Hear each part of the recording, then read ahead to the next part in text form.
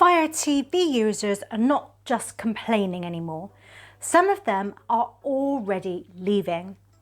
After my recent Fire TV Cube video, the comments were full of people saying the same thing. If Amazon removes sideloading, I'm done. I've switched to the Google 4K streamer, would never buy a lockdown Vega OS. I will move to Apple TV. I'd look into a mini PC. And that tells us something important. This isn't just about one device anymore, it's about trust. Fire TV used to feel like one of the best platforms for people who wanted flexibility. You could sideload apps, use Downloader, install Kodi, customize things, and make the device feel like your own. But now, with more ads, more restrictions, Vega OS starting to appear on newer Fire TV hardware, and more uncertainty around sideloading, a lot of users are asking the same question. If Amazon keeps moving in this direction, what's the backup plan? So today we're looking at where real Fire TV users are actually going next, and which one makes the most sense depending on the kind of user you are.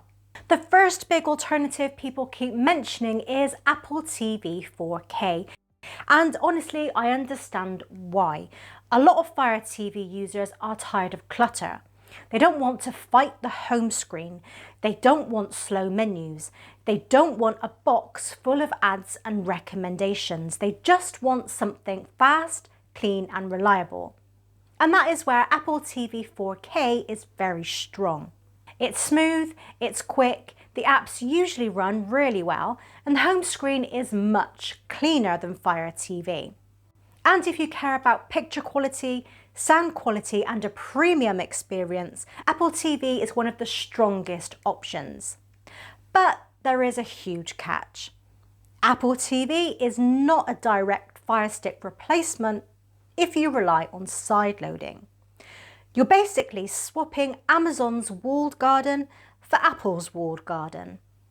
It's just a much nicer looking garden. So Apple TV makes sense if you're saying, I'm done tinkering, I just want my paid apps to run properly. But if your setup depends on Downloader, APKs, Kodi builds, custom launchers, or experimenting with apps, Apple TV probably isn't the move. It's the polished option, not the tinkerer option. The next option is Google TV and Android TV. And for a lot of Fire TV users, this is probably the most natural move. It still feels like a normal streaming device. You get a proper remote, a TV-style interface, and a proper app store. That makes it easier to switch without completely changing how you use your TV.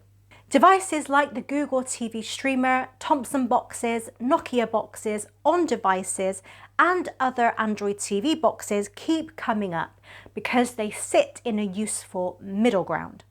They're simpler than a mini PC, but more open than Apple TV.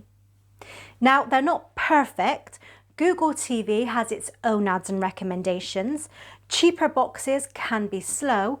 Updates can vary, and not every Android TV box is worth buying. So this route makes the most sense if you want something familiar, but you're nervous about where Fire TV is heading next. Then we have the option that keeps coming up more and more, mini PCs. And this is where things get really interesting, because a mini PC is basically the I'm done being locked down option. You're not waiting for Amazon, Google, or Apple to decide what you're allowed to install. You've got a proper computer connected to your TV. That means more power and storage, desktop level browsers with real ad blockers, and total freedom for local media, emulators, and streaming sites. For the true tinkerers, this is probably the most exciting direction right now. Especially if you're the type of person who used to enjoy setting up Kodi, testing apps, changing launchers, or building your own media setup. A mini PC can feel like taking control back, but it's not for everyone. It's not as simple as a Firestick. You'll probably want a wireless keyboard or remote. The interface is not always sofa friendly.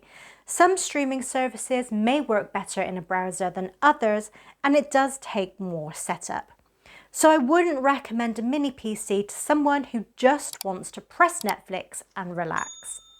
But for power users, this might be the most interesting Fire TV replacement in 2026.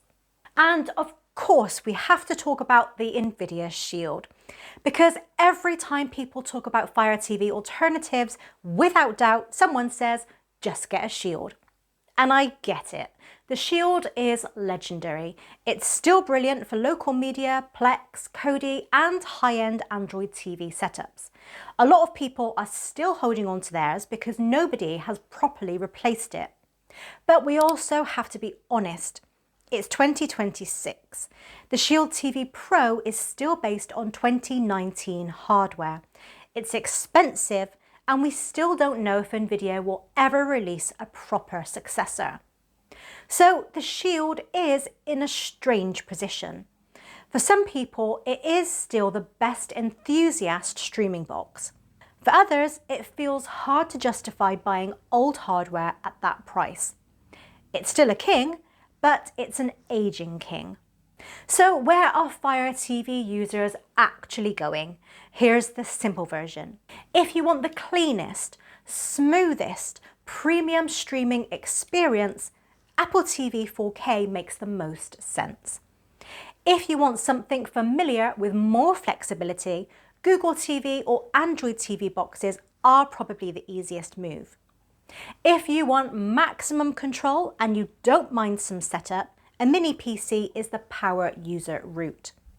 And if you want a proper enthusiast media box and don't mind older hardware, the NVIDIA Shield is still worth looking at. But I want to be clear. If your current Firestick or Fire TV Cube still does everything you need, don't panic. Keep using it. Don't rush out and replace a device that still works for you today. The warning is about what you buy next. If Amazon's shift to Vega OS kills traditional sideloading for good, you want your backup plan ready before you are forced to use it. So now I want to ask you, if you left Fire TV tomorrow, where would you go? Apple TV, Google TV, mini PC, NVIDIA Shield, or something completely different? And if you've already moved away from Firestick or Fire TV Cube, let us know what you've switched to and whether you regret it. Because people are actively looking for real-world advice in the comments right now. Hit like if you want more honest streaming device comparisons, subscribe for more Fire TV and Android TV updates, and I'll see you in the next one.